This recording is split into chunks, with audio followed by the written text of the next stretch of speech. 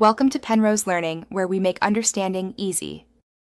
In this video, I will explain how to file for an S corporation in California. First, let's discuss eligibility. To qualify, your business must be a domestic corporation with no more than 100 shareholders. All shareholders must be individuals, not partnerships or other corporations, and be United States citizens or permanent residents. Additionally, your corporation can only have one class of stock. Meeting these federal and state requirements is the crucial first step in the process. Once your business meets the eligibility criteria, the next step is to make the federal S corporation election.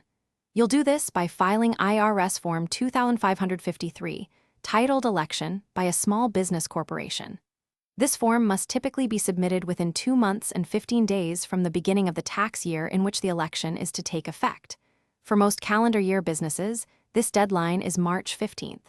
Remember, all shareholders must sign and consent to this election. After your federal election, California generally recognizes your S corporation status automatically. However, you must still file California Form 100S, the California S corporation franchise, or income tax return, with the Franchise Tax Board. California S corporations are also subject to an annual franchise tax. This tax is the greater of $800 or 1.5% of your net income. New corporations are typically exempt from the $800 minimum tax for their first year. Finally, ongoing compliance is essential for maintaining your S corporation status.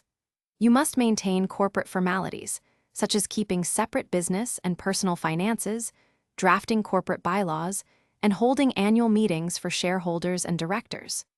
You'll also need to file a statement of information with the California Secretary of State within 90 days of incorporation and annually thereafter, with a $25 fee. Ensure all federal and state tax returns are filed accurately and on time each year.